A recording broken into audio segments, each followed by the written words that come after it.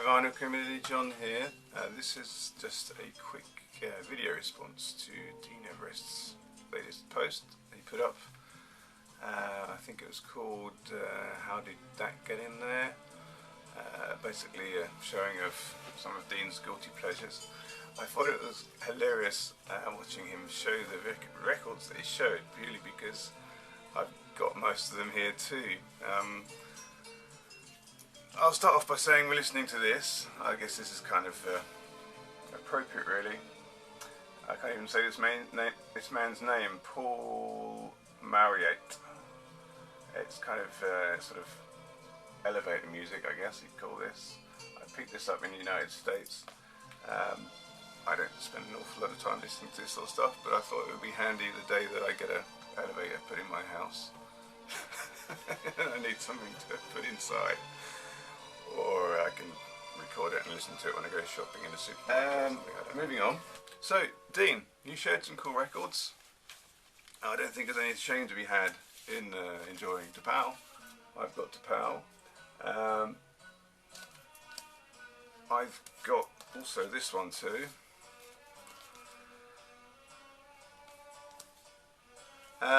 You know Carol Decker, the singer in T'Pau. I'm not sure, but I think she's got some history of being a punk rocker, which would lend her an air of credibility, would it not, if that was so? I think I'm right in thinking that. I might be wrong, but something in the back of my mind tells me she was a former punk anyway. I used to play, when I was a student, in the late 80s, I used to play guitar in a rock band, just a college band, and a few other bands got together with our band, and we had like a mini sort of festival, if you like.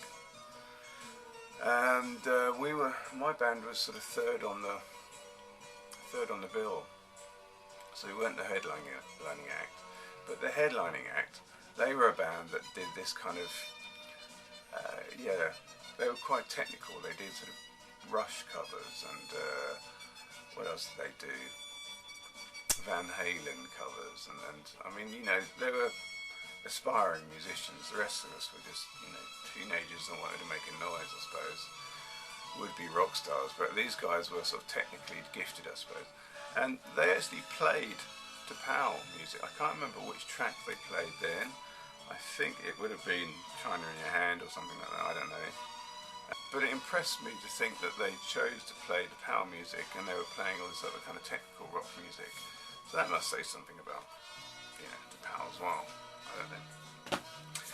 I've also got this one. Yeah, Belinda Carlisle. She was in the Go-Go's. What more do you need? I got this because it's in very, very, very good shape, pristine, and it didn't cost me anything. Probably picked us up for very little. And although I probably don't spend much time listening to this, I do have memories of when it came out. I can remember in the days when CDs were relatively new and still quite expensive. You could even go to shops a bit like video boutiques, where you rent a video. You could go to a place in my hometown anyway and rent CDs. And I actually rented this one. It cost me about £2 for a week or something like that, which I then took home and recorded on a cassette, like you did in those days. And the big hit, Heaven is a Place on Earth, she did some kind of big battle, didn't she, with Bon Jovi, because Bon Jovi said it ripped off one of their songs, which if you listen to them back to back, yeah, you can hear actually where they're coming from. But anyway, so I got that one too. Guilty pleasure. Aha. Now technically this isn't mine, it just belongs to somebody else that has left it in my record room, which is really the truth. I don't own this, but I thought, oh yeah, I've got that one available to me to show. And what can I say? I haven't really listened to it, to be honest with you, Dean, but yeah, I've got it. I'm sure it's very good. I always saw them as, because I was a Durrani in my day, like Duran Duran, and I always saw these as sort of people trying to Knock at the Door of Duran Duran with following up. They did the James Bond theme music, didn't they, after Duran Duran had already done Beautiful Kill.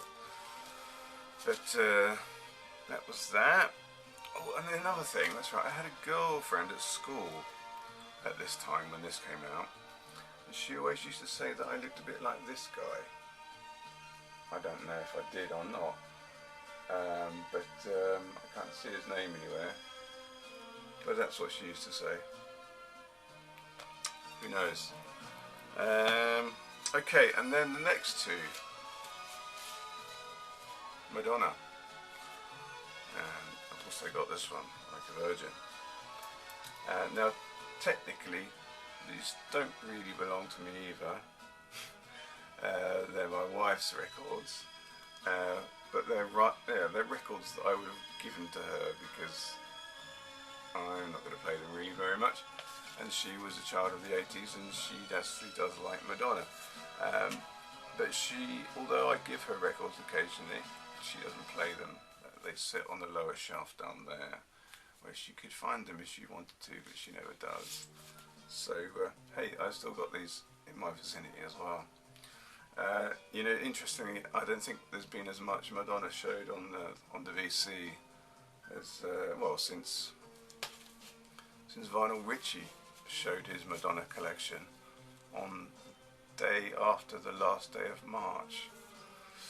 But okay, so my own guilty pleasures are,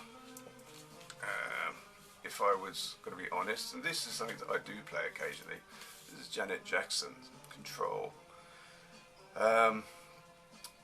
Yeah, this came out quite late, 86.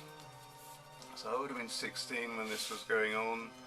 You know, there was lots of videos on the television on She Was on Top of the Pops. I can't say I'm a huge Michael Jackson fan, but I did have time for his sister, purely because, why? Well, quite liked the music at the time, and quite liked looking at her as well, to be honest with you. So yeah, that's not something I show off very often, but there it is, I have it. And then perhaps the funniest thing I've got in my collection is this, Chaz and Dave, Greatest Hits. I actually went on a holiday with my parents. My parents took me away somewhere, to Margate in England. And this is when I lived in Sweden still, so it's kind of a, you know, bit of a novelty for me to go to a seaside resort like Margate. And of course they've got that song, haven't they? Down to Margate, whatever it is that goes. And when I was there, I can remember just thinking all the time, oh dear, we're in Margate, and the song kept on going round and round in my head. Down to Margate, you can keep your Costa Brava, I tell you mate, I'd rather have a day down Margate with all the family. That's how it went. And I thought, well, I've got to get that record while I'm in Margate, and I actually found this in a charity shop, snapped it up. Ironically, it doesn't have that track on here, but it has all their other great numbers. And some of them you just have to hear to believe, really. Anybody else watching this that's not familiar with Chaz and Dave, kind of a novelty band. They did this very sort of Cockney type style music, singing about the old Cockney things, using lots of rhyming slang in their songs. They were very popular with Cockneys at the time, but I don't know. I remember going to a British Legion social club where this was played, or at least their songs played almost constantly around the clock whenever you were there. But well, so that's my guilty pleasure, I think, that I'm going to show. I'd like to pass the buck. Maybe James Griffiths can show us anything that he's got that he's mildly embarrassed about, perhaps.